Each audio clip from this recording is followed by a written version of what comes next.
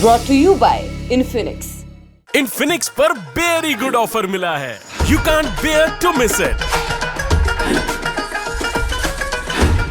आपने कहा किसका इंटरव्यू, तो आपको मल्लिकार्जुन खड़गे का करना पड़ेगा।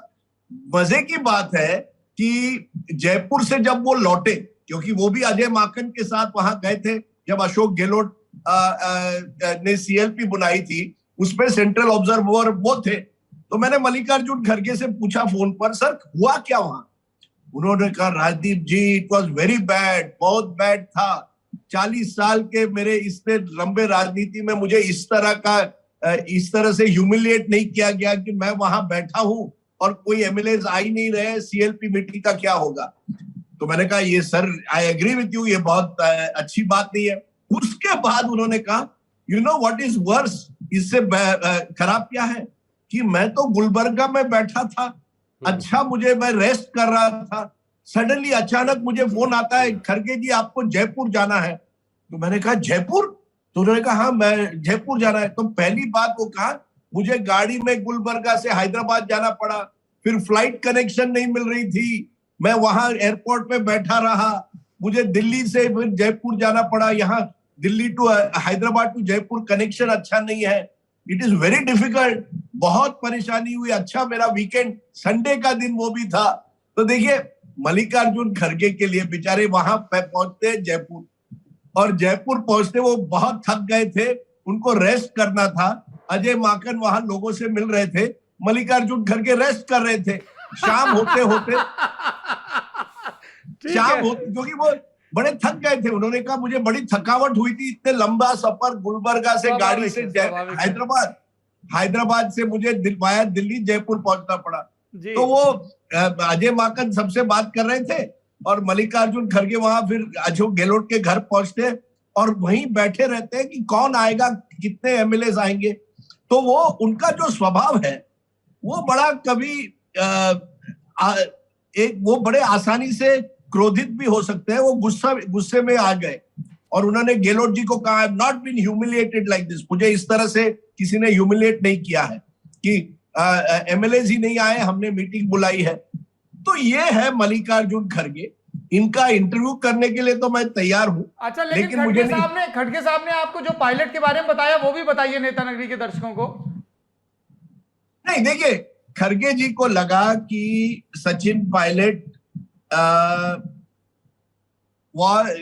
उनका कहना है, मैंने सचिन पायलट का नाम आगे नहीं किया।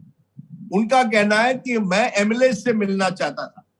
उन्होंने कहा है कि अजय माकन जी ने कुछ लोगों से शायद पायलट जी का नाम किया हो, लेकिन मुझे कोई ऐसी इंस्ट्रक्शन नहीं थी, उनका कहना है दिल्ली आला कमान से कि it will only be Sachin pilot.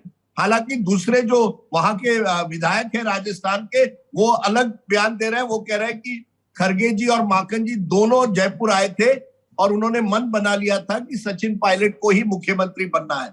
लेकिन खड़गे जी का कहना है पायलट वाज, ऐसा कुछ नहीं है कि मैं पायलट का नाम ले रहा था, I only said one line resolution, madam will decide. देखिए, खड़गे जी हर 2-3 बात कहते, मैडम, जो मैडम कहेंगी वही होगा, madam is the last word. तो खड़गे जी बिल्कुल मैडम यानी सोनिया गांधी के बिल्कुल लॉयलिस्ट है, हर 2-3 वाक्यों के बाद वो मैडम शब्द यूज करेंगे। तो ये देखिए, खड़गे जी की किस्मत देखिए, राहुल गांधी जी 2014 में लीडर ऑफ ऑपोजिशन बन सकते थे लोकसभा में, या लीडर ऑफ कांग्रेस, बनते नहीं है, कई नाम उठते हैं, लेकिन मल्लिकार्जुन खड़गे क्योंकि वो सबसे मोस्ट एक्सपीरियंस थे तो उनका नाम आगे चलता है। इसी तरह से अब क्या होता है, कोई तैयारी नहीं है। मुझे जो पता चला है कि मुकुल वासनिक को भी कल कहा गया था कि आप भी तैयार रहिए, आपको शायद नामांकन भरना पड़े। उन्होंने कहा नहीं मैं नहीं बनना चाहता। G23 के कुछ लोग थे, भूपिंदर सिंह हुड्डा, आनंद शर्मा, पृथ्वीराज चव्हाण, उन्होंने कहा मनीष तिवारी जी आप बनिए। आज सुबह मनीष तिवारी ने कहा प्लीज मैं बलि का बकरा नहीं बनना चाहता, मेरा नाम मत आगे करिए। तो सब कोई तैयारी नहीं था। अशोक गहलोत का जो अनुभव हुआ, अशोक गहलोत जिस तरह से लास्ट मिनट में नहीं बन पाए, तो मल्लिकार्जुन खड़गे has come through process of elimination कि आखिर में कौन बनेगा। कांग्रेस का कैंडिडेट कोई तैयार ही नहीं था। सौरभ जी, अब देखिए किस तरह के हाल अरे बन गए राजदीप जी, कांग्रेस के। आप कह रहे हैं कोई तैयार नहीं था? दिग्विजय सिंह घूम घूम के इंटरव्यू दे रहे थे। नहीं, दिग्विजय सिंह जो है बड़े, जैसे आदेश ने कहा, दिग्विजय सिंह जब भी मैं पिछले 10 दिनों से उनको फोन करके पूछता था, वो हंसने लगते थे। Why do you think I can not become, मैं क्यों नहीं बन सकता? तो मैंने कहा, फिर जब वो बने, जब उन्होंने 2 दिन पहले उनका नाम उछला, तो मैंने कहा, आर यू सीरियस सर? तो मैंने कहा, he said, why do you think कि मैं सीरियस नहीं हूं? आपको लगता है कि मैं कोई सीरियस कैंडिडेट नहीं बन सकता? मैंने कहा, नहीं सर, आप बन सकते हैं। कल जब दिग्विजय सिंह दिल्ली में थे, शाम को हम उनके घर पहुंचते हैं जी। घर पहुंचते हैं, वहां बड़ी भीड़ लगी हुई है, सब मध्य प्रदेश से कई कार्यकर्ता आ रहे हैं। अचानक नारायण स्वामी, जो पूर्व मुख्यमंत्री थे पुडुचेरी के, वो आते हैं, दिग्विजय जी, आई एम सो हैप्पी, मैं कितना खुश हूं। इतने साल के से मैं भी हमेशा कह रहा था आप अध्यक्ष बनिए, और उनको वो गले लगाते हैं और कहते हैं कि I will be your first proposal. तो दिग्विजय सिंह हंसने लगते हैं, चलिए प्लीज प्रपोज मी। और दिग्विजय सिंह, मुझे लगा कल बहुत आनंद ले रहे थे, क्योंकि वाकई उनको लगा कि शायद कोई और नहीं बनेगा। लेकिन रात होते होते उनको ये बात पता चल गई कि कांग्रेस में कवायद चल रही है हाईकमांड से कि कोई तीसरा उम्मीदवार आए। उनका कहना है, मुझे ये कंफर्म नहीं है, लेकिन उनका कहना है मल्लिकार्जुन खड़गे से उनकी कल भी बात हुई थी। तब खड़गे जी ने कहा था, I am not in race, मैं रेस में नहीं हूं, नोबडी हैज कांटेक्ट, किसी ने मुझे कांटेक्ट नहीं किया। तो दिग्विजय सिंह को एक तरह से लगा कि चलिए कोई नहीं कॉन्टेस्ट कर रहा है, तो मैं अपना नंबर आगे करता हूं।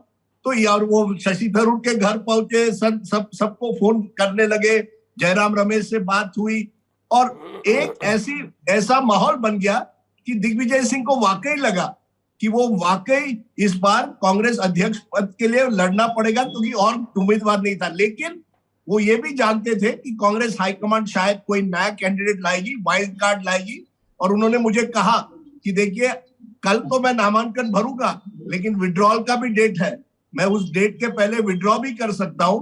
तो आप अगर समझते हैं कि पिक्चर अभी बाकी है मेरे दोस्त, कल भी कुछ हो सकता है, और वही हुआ।